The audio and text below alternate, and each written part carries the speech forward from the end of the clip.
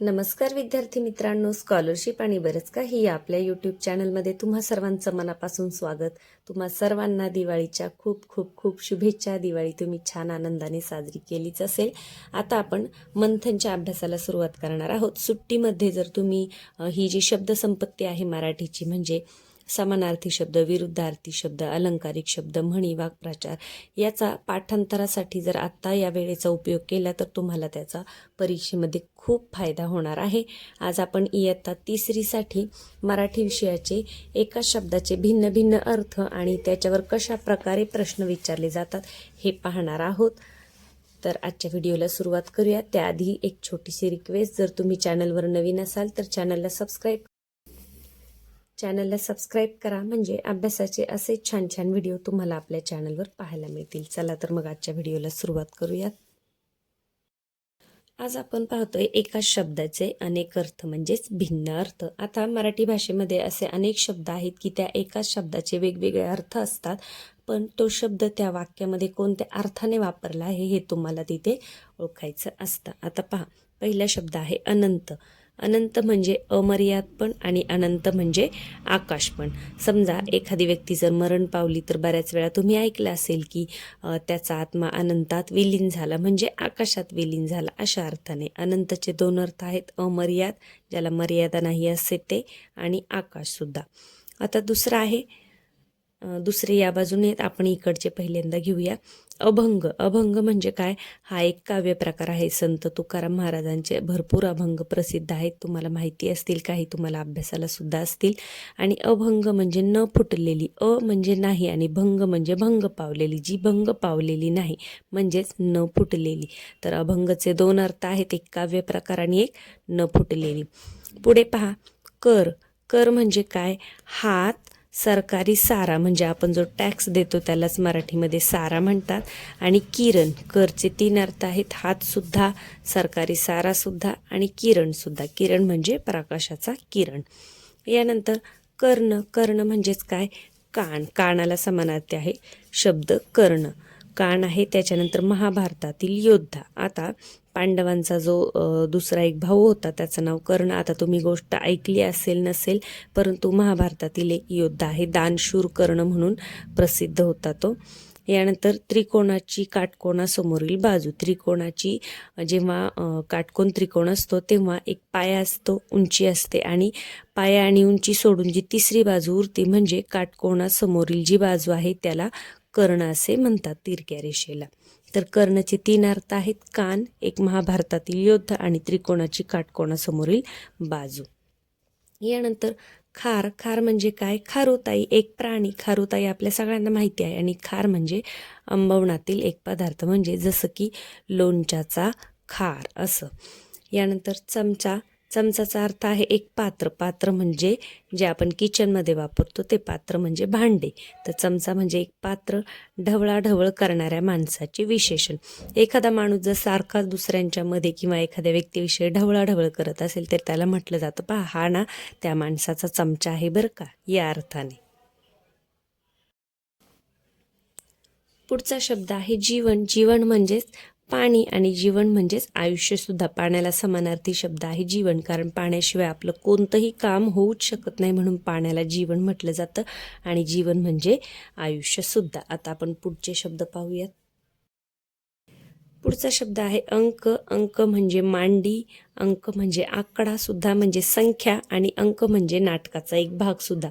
जेव्हा नाटक सादर होत असतं तेव्हा त्याचे अंक असतात, पहिला अंक, दुसरा अंक, या पद्धतीने. कळ. कळ म्हणजे भांडणाचे कारण सुद्धा आणि कळ म्हणजे वेदना सुद्धा. काळ. काळ म्हणजे मृत्यू, काळ म्हणजे वेळ सुद्धा, आणि काळ म्हणजे यम. यमालाच काळ असंही म्हणतात. यानंतर खंड. खंड म्हणजे जमिनीचा सलग जो मोठा भाग आहे त्याला खंड म्हणतात. तुम्हाला माहिती असेल आपला भारत देश आशिया खंडामध्ये आहेत. पृथ्वीवर असे 7 खंड आहेत, आशिया, ऑस्ट्रेलिया, अमेरिका असं.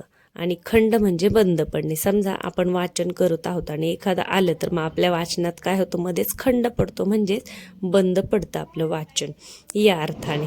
यानंतर घास, घास म्हणजे जेवणातील एक घास, हे सगळ्यांनाच माहिती आहे. आणि घास म्हणजे गवताचा एक प्रकार. जनावरांना खाण्यासाठी शेतामध्ये एक प्रकारचं गवत लावलं जातं, त्याला घास असं म्हणतात. घाट म्हणजे डोंगरातील रस्ता. घाट म्हणजे प्रयत्न करणे. एखादी गोष्ट आपण काय म्हणतो, हां आज मी मासवडी बनवण्याचा घाट घातलाय बरं का, म्हणजे प्रयत्न करत आहे बनवण्याचा. एखादी वस्तू तयार करणे किंवा कशासाठी तरी प्रयत्न करणे. यानंतर नदीच्या पायऱ्या. नदीच्या पायऱ्यांना सुद्धा घाट असं म्हणतात. जलद, जलद म्हणजे ढग सुद्धा आणि जलद म्हणजे लवकर सुद्धा. जरा, जरा म्हणजे म्हातारपण आणि जरा म्हणजे थोडेसेच. डाव, डाव म्हणजे काय, खेळी. एखाद्याची खेळी असते, आपण काय म्हणतो त्यांनी एक डाव रचला होता. किंवा कपट सुद्धा होतं, कारस्थान सुद्धा होतं. आणि प्राचीन उपचार पद्धती. आता प्राचीन उपचार पद्धती म्हणजे जेव्हा जनावरांना काही आजार व्हायचे, घटसर्प वगैरे सारखे, तेव्हा अशी लोखंडी सळई गरम करून त्यांच्या मानेला चटका दिला जायचं, तर त्याला डाग देणे असं म्हणायचे. तर हे जुन्या लोकांना माहीत आहे, नवीन मुलांना एवढं माहीत नसतं, पण लक्षात असू द्या, प्राचीन उपचार पद्धतीला सुद्धा डाव असं म्हणतात. आता पुढचे शब्द पाहूयात. तळी, तळी म्हणजे खंडेश्वराचा आराधना प्रकार. खोबरं घेऊन तळी भरतात. महाराष्ट्रातील सगळ्यांनाच माहिती आहे तळी भरणे म्हणजे काय. खोबरं आणि हळद हा म्हणजे भंडारा घेऊन तळी भरली जाते. खंडेरायाची आराधना करण्याचा तो एक प्रकार आहे. तळी म्हणजे तलाव सुद्धा आणि तळी म्हणजे तळाला सुद्धा. तीर, तीर म्हणजेच काय, काठ सुद्धा आणि बाण सुद्धा. नदीचा काठ म्हणजेच नदीचा तीर आणि तीरचा दुसरा अर्थ आहे बाण. दंड म्हणजे बाहू पण आणि शिक्षा पण. बाहू म्हणजे हात आपला, दंड, बाहू, शिक्षा. ध्यान म्हणजे काय, समाधी सुद्धा आणि चिंतन सुद्धा. यानंतर नाव, नाव म्हणजेच काय, होडी. छोटी जी होडी असते तिला नाव म्हणतात. नाव म्हणजेच नावलौकिक सुद्धा आणि नाव म्हणजे कीर्ती सुद्धा. पक्ष, पक्ष म्हणजे एक राजकीय संघटनांना सुद्धा पक्ष म्हणतात. समजा वेगवेगळे पक्ष आहेत राजकारणामध्ये ते. यानंतर पक्ष म्हणजे पंख सुद्धा. पक्ष म्हणजे पंधरवडा. 15 दिवसांचा जो पंधरवडा असतो त्याला पक्ष म्हणतात. मग कृष्ण पक्ष, शुक्ल पक्ष असं तुम्ही ऐकलं असेल. यानंतर पक्ष म्हणजे वादातील बाजू. एखाद्याचा पक्ष आपण ऐकून घेतो म्हणजे त्याची बाजू ऐकून घेतो. तर पक्षाचे बरेच अर्थ आहेत. पात्र, पात्र म्हणजे भांडे सुद्धा. पात्र म्हणजे नदीचे पात्र. पात्र म्हणजे एखाद्या कामासाठी योग्य असणे. हे काम करायला तू पात्र आहेस किंवा नाही, म्हणजेच काय, पात्र म्हणजे योग्य पण आणि पात्र म्हणजे कारणीभूत सुद्धा. पुरी, पुरी काय आहे, खाण्याचा एक प्रकार आणि पुरी म्हणजे नगर सुद्धा.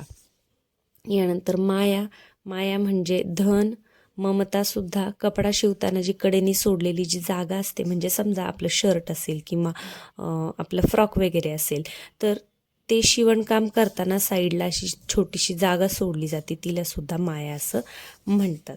यानंतर पुढे पाहूयात. माळ, माळ म्हणजेच काय, फुलांची माळ आणि माळ म्हणजेच ओसाड जागा. जिथे काही झाडं वगैरे नाहीत त्याला रानोमाळ असं म्हणतात, माळ असं म्हणतात. वर म्हणजे वरची दिशा सुद्धा. वर म्हणजे आशीर्वाद सुद्धा आणि वर म्हणजे नवरा सुद्धा. वात, वात म्हणजे वारा. वात म्हणजे दिव्याची वात सुद्धा आणि वात म्हणजे हा एक विकार आहे, म्हणजे एक आजार आहे. जसं खूप थंडी वगैरे वाजली तर आपल्या हातापायांना असं एकदम स्नायू कडक होतात किंवा थोडेसे दुखतात, तर त्याला वात म्हणतात. तर वात आला आहे पायाला किंवा हाताला, तो काय आहे, विकार आहे, म्हणजे एक प्रकारचा आजार आहे.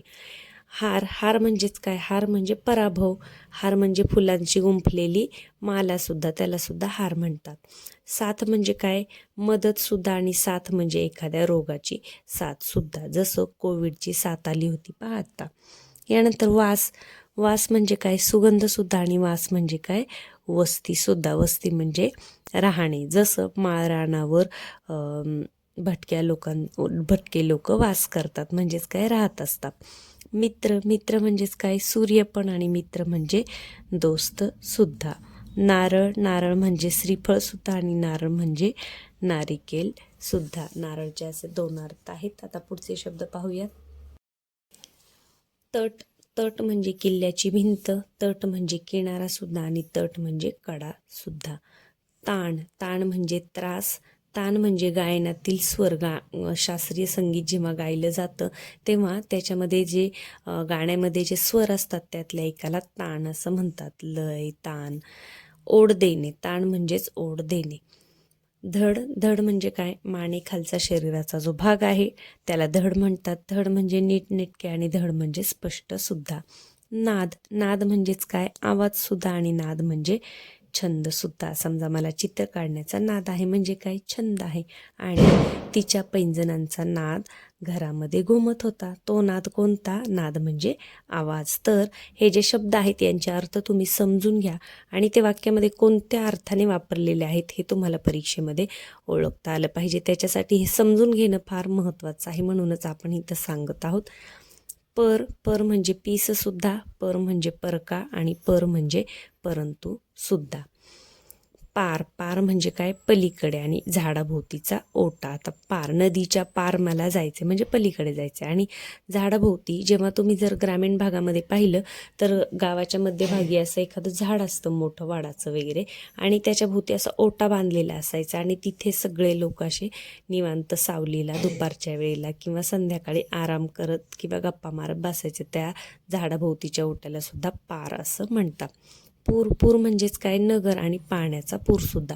पूरवरूनच आपण मग कोल्हापूर, पंढरपूर अशी नगरांची नावं पडलेली आहेत. पुढे पाहूया. भाव, भाव म्हणजेच काय? किंमत. म्हणजे समजा आपण म्हणतो साखरेचा भाव काय आहे, तर आपण काय विचारतो? किंमत. भाव म्हणजे दरसुद्धा. किंमत आणि दर एकच. आणि भाव म्हणजे मनातील भावनासुद्धा. भेट म्हणजे काय? नजराणा. आणि भेट म्हणजे भेटणे. समजा आमच्याकडून ही तुम्हाला एक छोटीशी भेट असं जेव्हा म्हणतो आपण तेव्हा नजराणा किंवा काहीतरी वस्तू दिलेली असते. आणि तू मला उद्या येऊन भेट म्हणजे काय? भेटणे. असे दोन अर्थाने. मान, मान म्हणजे मोठेपणासुद्धा आणि मान म्हणजे शरीराचा एक भागसुद्धा. वाणी, वाणी म्हणजे कोण? व्यापारी. आणि वाणी कोणाला म्हणतात? अजून सरपटणारे जे किडे असतात पावसाळ्यामध्ये शक्यतो दिसतात त्यांना सुद्धा वाणी म्हटलं जातं. आणि वाणी म्हणजे बोलसुद्धा. आपण जे बोलतो त्याला सुद्धा वाणी असं म्हणतात. माणसाच्या वाणीमध्ये नेहमी गोडवा असावा. तर ती कोणती वाणी? वाणी म्हणजे आपलं बोलणं. वारी, वारी म्हणजे यात्रा. वारी म्हणजे नियमित फेरफटका. साल, साल म्हणजे काय? वर्ष. आणि साल म्हणजे झाडाची साल सुद्धा. शृंग, शृंग म्हणजेच काय? सिंग आणि शिखर. सूत म्हणजे दोरा, सारथी आणि संधान. चपला म्हणजेच वीज आणि वाहन, वाहन म्हणजे पायातील चप्पल. तर चपलाचे दोन अर्थ आहेत, पायातील चपला सुद्धा आणि आकाशात जी वीज असते तिला सुद्धा चपला असं म्हणतात. तर आता आपण या पद्धतीने या शब्दांचे अर्थ समजून घेतलेले आहेत. आता त्याच्यावर प्रश्न कशा प्रकारे येतात हे आपण पाहूया. आता पहा, 1 ते 15 साठी सूचना. खालील प्रश्नांच्या उत्तराचा योग्य पर्याय शोधा. आता जेव्हा मुलांच्या समोर पेपर येतो तर हे जर शब्दसंपत्ती त्यांची अगदी चांगली पाठ असेल, काही भाग असा असतो की जो आपल्याला समजून घ्यावा लागतो आणि काही भाग असा असतो की आपल्याला तो पाठ करावा लागतो. तर वरचेवर जर तुम्ही वारंवार हे शब्द वाचत राहिले मधून तर हे तुमचे इतके पक्के होतील की इथून पुढे कोणत्याही परीक्षेला म्हणजे अगदी 5वी 8वी स्कॉलरशिपला सुद्धा हाच अभ्यास असतो, कारण याच्यामध्ये काही शब्दसंपत्तीत बदल होत नाही. आपल्याला एकच करायचं आहे की प्रश्न वाचताना तुम्हाला पटापट वाचायचा आहे. एक प्रश्न सोडवायला आपल्याला साधारण 1 मिनिटभर वेळ असतो, तर तेवढ्या वेळात आपलं सोडून झालं पाहिजे. आणि आपल्याला गणित सोडवायला वेळ लागतो, त्यामुळे जर मराठीचा आपला अभ्यास चांगला असेल, मराठी आणि इंग्लिशचा, तर हे प्रश्न आपले अगदी 15 सेकंदामध्ये किंवा 30 सेकंदामध्ये सोडवून होतात आणि मग तो उरलेला जो वेळ आहे तो आपल्याला गणितासाठी उपयोगी येऊ शकतो. त्यामुळे काय करायचे? प्रश्न वाचताना भरभर प्रश्न वाचायची सवय लावा. आता पहा, पहिला प्रश्न. सुनीलला वाचनाचा नाद आहे. या वाक्यात नाद या शब्दाचा अर्थ कोणता? आपण पाहिलं होतं नाद म्हणजे काय? आवडणे, व्यसन, छंद, इच्छा. तर याचं उत्तर आहे छंद. म्हणजे उत्तरपत्रिकेतील 3 नंबरचा गोल तुम्ही तिथे रंगवायचा आहे. यानंतर दुसरं पाहूया. पिवळा पितांबर शेला गगनी झळकला. आता पितांबर या वाक्यातील पितांबर या शब्दाचा अर्थ कोणता? पितांबर काय? पितांबर म्हणजे सोवळे, पिवळे वस्त्र, साडी, भगवे वस्त्र. आता भगवे तर होणार नाही, साडीसुद्धा होणार नाही, सोवळेसुद्धा होणार नाही, तर पिवळे वस्त्रला काय म्हणतात? पितांबर. पितांबर म्हणजेच पिवळे वस्त्र. पुढे पाहूया. सचिनने वडिलांचे नाव कमावले. अधोरेखित शब्दाचा अर्थ शोधा. आता इथे शब्द अधोरेखित करून दिलेला नाही, प्रिंटिंग मिस्टेक झाली. तर नाव कमावले असं असणार आहे. नाव खाली रेष असणार आहे. तर नावचाच अर्थ काय आहे? होडी होईल का? नाही. आदर होईल का? नाही. सन्मान सुद्धा नाही. नाव कमावले म्हणजेच नावलौकिक मिळवला. तर पर्याय क्रमांक 2 हे असणार आहे तुमचं उत्तर. मोठ्या माणसांचा मान राखावा, त्यांना पाहून मान फिरवू नये. आता अधोरेखित शब्द इथे सुद्धा करायचं विसरलाय, तर याच्या खाली जर आपण रेष मारली, मोठ्या माणसांचा मान राखावा म्हणजे काय? मोठेपणा का? अपमान, शरीराचा अवयव, प्रपंच. तर मान राखावा म्हणजे मोठेपणा. मान म्हणजे मोठेपणा सुद्धा. आणि मान फिरवू नये, तर या मानचा अर्थ होईल शरीराचा अवयव. यानंतर पुढे पहा, माया या शब्दाचे 2 वेगवेगळे अर्थ असणारी जोडी शोधा. आता 2 वेगळे अर्थ पाहिजेत. जादू, प्रेम, माया मुलीचे नाव हे असू शकतं. प्रेम, धन, धनसंपदा. धनसंपदा एकाच अर्थाने. तर प्रेम आणि धन हे 2 वेगवेगळे अर्थ आहेत. माया म्हणजेच काय? प्रेम सुद्धा आणि माया म्हणजे धन सुद्धा. तर नाटकातील सुदाम्याचे पात्र मुलांना आवडले. या वाक्यातील पात्र या शब्दाचा वाक्यातील अर्थ कोणता? आता मुलांना सुदाम्याचे पात्र आवडले म्हणजे काय? भांडे आवडले का? नाही. योग्य का? नाही. नदीचा प्रवाह का? नाही. तर नाटकातील भूमिका. सुदाम्याचे पात्र आवडले म्हणजे सुदामाची नाटकातील जी भूमिका आहे ती मुलांना आवडली. तर याचं उत्तर आहे पर्याय क्रमांक 4. यानंतर कर या शब्दाचे 2 वेगवेगळे अर्थ असणारी जोडी शोधा. आता कर म्हणजे आपण वाचलं तर कर म्हणजे हात, पण मग आता हात आणि हस्त एकच झालं. हात आणि किरण हे वेगळं झालं. करणे, पाय येऊ शकत नाही. काम करणे हे सुद्धा येऊ शकत नाही. म्हणजे करचे 2 वेगळे अर्थ कोणते? कर म्हणजे हात सुद्धा आणि कर म्हणजे किरण सुद्धा. तर याचं उत्तर आहे हे. आता हे उत्तर मुलांना कधी व्यवस्थित कळतील? जेव्हा याचे हे शब्द एकाच अर्थाचे जे भिन्न शब्द आहेत ते मुलांना माहीत असतील आणि ते त्यांनी समजून घेतलेले असतील तर. खालील वाक्यातील अधोरेखित शब्दाचा अर्थ ओळखा. दुकानदाराने गिराईकाला साखरेचा भाव सांगितला. आता पहा, भाव खाली रेष मारलेली आहे. अधोरेखित म्हणजे रेष मारलेली. दुकानदाराने गिराईकाला साखरेचा भाव सांगितला म्हणजे भक्ती का? नाही. भावना का? नाही. रुबाब तर मुळीच नाही. भाव सांगितला म्हणजे काय सांगितलं? किंमत. म्हणजे पर्याय क्रमांक 2 हे आहे तुमचं उत्तर. काविळीची साथ स्वच्छतेच्या साथीने आटोक्यात आली. या वाक्यातील पहिल्या व दुसऱ्या साथ या शब्दांचा अर्थ पर्यायातून निवडा. आता पहा, काविळीची साथ. काविळीची साथ म्हणजे काय? मग इथे रोगाची साथ, रोग. स्वच्छतेच्या साथीने. साथीने म्हणजे काय? मदतीने. आता रोग मित्र होईल का? नाही. रोग बरोबर आहे, पण दोस्ती होईल का? साथीने म्हणजे दोस्तीने का? नाहीत. रोग म्हणजे मदत का? बरोबर. साथीचे काविळीची साथ ही स्वच्छतेच्या साथीने म्हणजे स्वच्छतेच्या मदतीने आटोक्यात आली. तर पर्याय क्रमांक 3 हे आहे तुमचं बरोबर उत्तर. पुढे पाहूयात. केशवने चित्रकला स्पर्धेत प्रथम क्रमांक मिळवण्याचा पण केला. या वाक्यातील अधोरेखित शब्दाचा अर्थ कोणता? आता पण केलं म्हणजेच काय केलं? परंतु का? नाही. व्रण का? नाही. नवल तर मुळीच नाही. पण केला म्हणजेच काय? प्रतिज्ञा केली. केशवने चित्रकला स्पर्धेत प्रथम येण्याची काय केली? प्रतिज्ञा केली म्हणजेच पण केला. याला जास्त हे दिलेले आहे, तर आपलं उत्तर आहे प्रतिज्ञा म्हणजे फक्त क, तर फक्त क योग्य. असं जेव्हा अ ब क असेल तेव्हा खाली बघत जा, नाही तर घाईघाईमध्ये आपण 3 करून दिलं असतं. इथे 3च आहे. पर्याय फक्त क योग्य म्हणजे पर्याय क्रमांक 3 हे आहे तुमचं उत्तर. वर या शब्दाचा अर्थ कोणता? वर म्हणजे आशीर्वाद, बरोबर आहे. वर म्हणजे नवरा, बरोबर आहे. वरची दिशा, बरोबर आहे. म्हणजे सर्व पर्याय बरोबर. पुढे पाहूया. खालीलपैकी एकाच शब्दाचे भिन्न अर्थ असणारी योग्य जोडी कोणती? म्हणजे शब्द एक, अर्थ भिन्न. आता पहा, कर, हात, किरण. बरोबर आहे. कर म्हणजे हात सुद्धा, कर म्हणजे किरण सुद्धा. नाद म्हणजे काढ, वाण. नाही. जीवन म्हणजे वन, जंगल. जीवन म्हणजे वन होऊ शकत नाही, जंगल सुद्धा नाही. भाव म्हणजे किंमत, भावना. हे बरोबर आहे. म्हणजे अ आणि ड. मग अ आणि ड कुठे आहे? पहा, पर्याय क्रमांक 3 अ आणि ड. तर हे मुलांना समजून जर त्यांनी घेतलं तर हे शोधणं अगदी सोपं जातं. पुढचा प्रश्न पहा. खालीलपैकी एकाच शब्दाचे भिन्न अर्थ असणाऱ्या किती जोड्या बरोबर आहेत? पाहूया आपण. वास म्हणजे गंध, वस्ती बरोबर आहे. वास म्हणजे गंध सुद्धा, वास म्हणजे वस्ती सुद्धा. जलद म्हणजे सावकाश, शांत. तर जलद म्हणजे सावकाश होईल का? नाही. सावकाश म्हणजे तर याच्या विरुद्धार्थी शब्द झाला, म्हणजे हे नाही येणार. काळ म्हणजे मृत्यू, मृत्यू वेळ बरोबर आहे. पूर म्हणजे नगर आणि पाण्याचा पूर, म्हणजे हे सुद्धा बरोबर आहे. तर एकच चुकीचं आहे. म्हणजे आपल्याला विचारले काय की किती जोड्या बरोबर आहेत? तर 1 2 3 3 जोड्या बरोबर आहे. म्हणजे आपलं उत्तर काय आहे? पर्याय क्रमांक 2. पुढे पहा. चपला या शब्दाचे 2 वेगवेगळे अर्थ असणारी जोडी कोणती? म्हणजे चपलाचे 2 वेगळे अर्थ आपल्याला पाहिजे. तर जादू, प्रेम काही संबंध आहे का? नाही. वीज, वाहन बरोबर आहे. वीज सुद्धा, चपला म्हणजे वीज सुद्धा आणि चपला म्हणजे पायातील वाहन सुद्धा, चप्पल. सूर्यदोस्त नाही होऊ शकत, वारावात नाही होऊ शकत. तर याचं काय आहे? वीज, वाहन म्हणजे फक्त ब योग्य. पर्याय क्रमांक 1 हे असणार आहे तुमचं उत्तर. शेवटचा प्रश्न पहा. पुढील वाक्यातील अधोरेखित शब्दाचा अर्थ कोणता?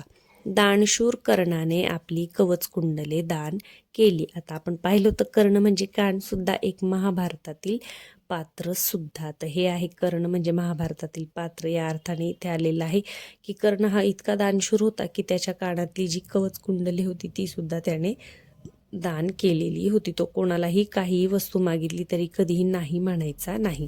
तर इथे काय अर्थ आहे? कान होईल का? नाही. अवयवाचे नाव नाही. हात तर मुळीच नाही. तर कर्ण म्हणजे पुरुषाचे नाव. क, मग फक्त क योग्य कुठे? पर्याय क्रमांक 3. तर या पद्धतीने आपण एका शब्दाचे भिन्न अर्थ कोणते आहेत हे पाहिलं आहे, समजून सुद्धा घेतलेलं आहे. तुम्ही 1-2 वेळा जरी हा व्हिडिओ पाहिला तरी हे अर्थ तुमच्या लक्षात राहतील. त्याच्यावरचा स्वाध्याय तुम्ही काय करा, पहिल्यांदा हे जे आपण स्पष्टीकरण दिलेलं आहे हे तुम्ही सुरुवातीला ऐका आणि स्वतः हे प्रश्न सोडवण्याचा प्रयत्न करा आणि नंतर मग पुढचा व्हिडिओ ऐका की तुमचे किती बरोबर आलेत आणि किती तुम्हाला जमले नाहीत. असं जर केलं तर जे तुम्हाला जमणार नाहीत ते तुमच्या कायमचे लक्षात राहतात, कारण आपल्याला माहीत असतं की इथं आपलं चुकलं होतं. तर आज आपण एवढं. आजचा हा व्हिडिओ तुम्हाला कसा वाटला? मला कमेंट तर तुम्हाला नाही करता येणार, कारण लहान मुलांसाठी व्हिडिओ असल्यामुळे कमेंट सेक्शन आपोआपच ऑफ होत असतं. फक्त तुम्ही काय करा, व्हिडिओच्या खाली जे लाईकचं बटन आहे त्याला क्लिक करा. जास्तीत जास्त लाईक मिळाले तर मला समजून जाईल की हा व्हिडिओ तुम्हाला खूप खूप उपयोगी आला आहे. तुमच्या मित्रमैत्रिणींना सुद्धा शेअर करा आणि चॅनलवर नवीन असाल तर सबस्क्राईब करा, म्हणजे अभ्यासाचे असेच छान छान व्हिडिओ तुम्हाला मिळत राहतील. चला तर मग पुन्हा भेटूया पुढच्या व्हिडिओमध्ये.